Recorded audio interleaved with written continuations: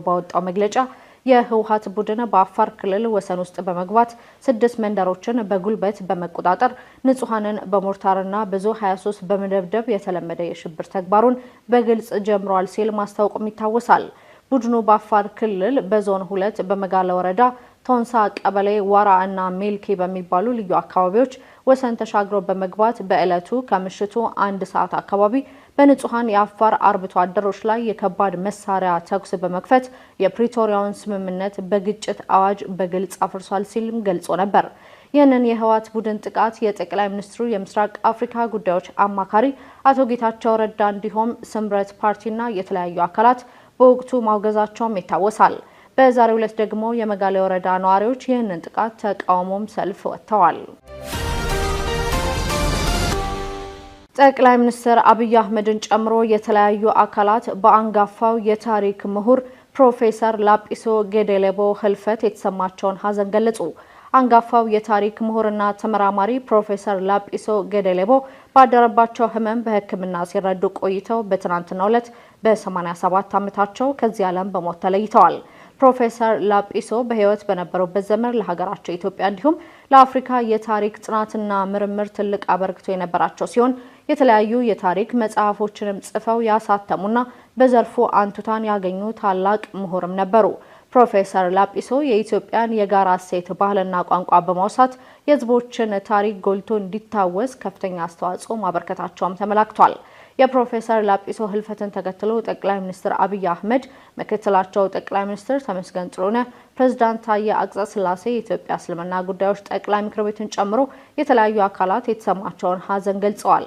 ጠቅላይ ሚኒስትር አብይ አህመድ ባስተላለፉት የሀዘን መግለጫቸውም አንጋፋው የታሪክ ምሁር ፕሮፌሰር ላጲሶ ጌዴሌቦ በሕክምና ሲረዱ ቆይተው ማለፋቸው በታላቅ ሀዘን መስማታቸውን ገልጸው ነፍሳቸውን በአጸደ ገነት እንዲያኖርና ለወዳጅ ዘመዶቻቸው መጽናናት እንዲሰጣቸው መመኘታቸው ተገልጿል።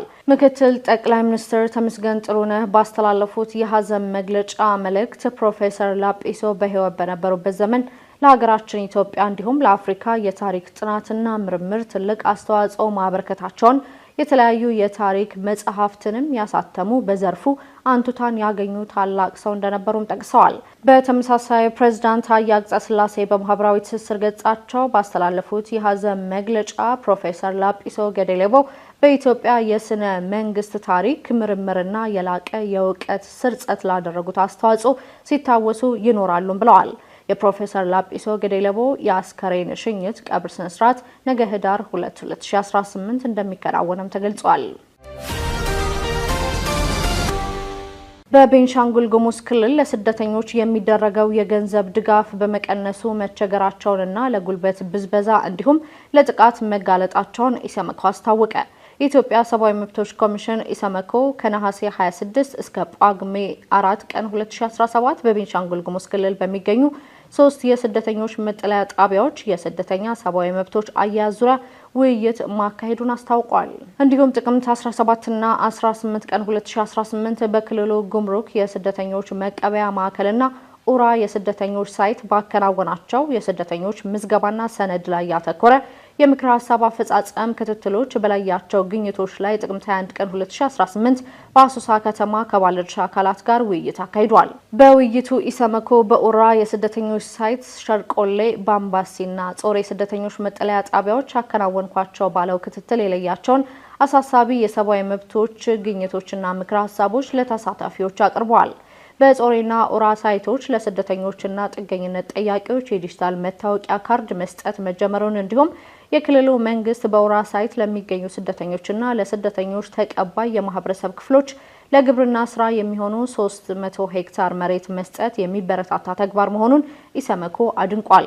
በሌላ በኩል የኩምሩክ የስደተኞች መቀበያ በጊዜያዊነት ጥገኝነት ጠያቂዎችን መቀበል ማቆሙ የገንዘብ ድጋፍ በመቀነሱ ስደተኞች ቤተሰቦቻቸውን ለማስተዳደር መቸገራቸውንና ለጉልበት ብዝበዛና ለጥቃት መጋለጣቸውን ለሕክምና አገልግሎት የሚያስፈልጉ ቁሳቁሶችና መድኃኒቶች እጥረት የስደተኞች ጥገኝነት ጥያቄዎች፣ የኑሮ ደረጃ ለማሻሻል የተጀመሩ ፕሮጀክቶች መቋረጥ፣ የመጠለያ ጣቢያዎች እድሳት አለመኖር አሳሳቢ ችግሮች መሆናቸውንም ኢሰመኮ አመላክቷል። በተጨማሪም ስደተኞች በሚገኙባቸው መጠለያ ጣቢያዎች ከዚህ በፊት የነበረው ተዘዋዋሪ ችሎትና ነፃ የሕግ ድጋፍ አገልግሎት መቋረጥ ስደተኞችና ጥገኝነት ጠያቂዎች ፍትህ የማግኘት መብታቸው ላይ አሉታዊ ተጽዕኖ እንደፈጠረባቸውም ገልጿል።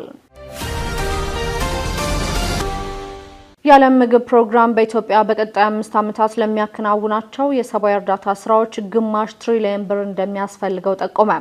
የተባበሩት መንግስታት ድርጅት የዓለም የምግብ ፕሮግራም በመጪዎቹ 5 ዓመታት በኢትዮጵያ ለሚያከናውናቸው የሰብአዊ እርዳታ አቅርቦትና አገልግሎቶች ከግማሽ ትሪሊየን ብር በላይ ሊያስፈልገው እንደሚችል በውይይት ላይ በሚገኘው በድርጅቱ ስትራቴጂካዊ ረቂቅ ሰነድ ተመላክቷል ብለዋል።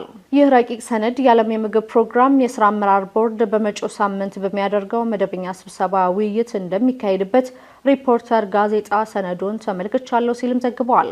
ለ5 ዓመታት ስትራቴጂካዊ ዕቅድ ያስፈልጋል ተብሎ የታሰበው 3.3 ቢሊዮን ዶላር ወይም 505.5 ቢሊዮን ብር አካባቢ ነው።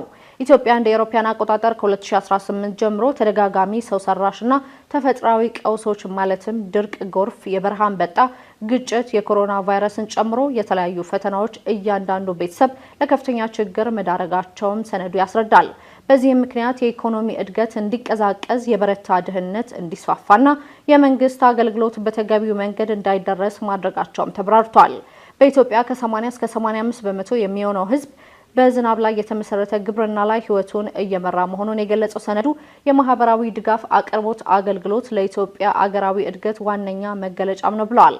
የዓለም የምግብ ፕሮግራም የ5 ዓመት ስትራቴጂካዊ ዕቅድ እንደ አውሮፓውያን አቆጣጠር ከጥር 2026 እስከ ታህሳስ 2030 ድረስ የሚተገበር ሲሆን በተያዘው ወር ውይይት ተደርጎበት ጸድቆ ወደ ስራ ይገባል ተብሎ የሚጠበቅ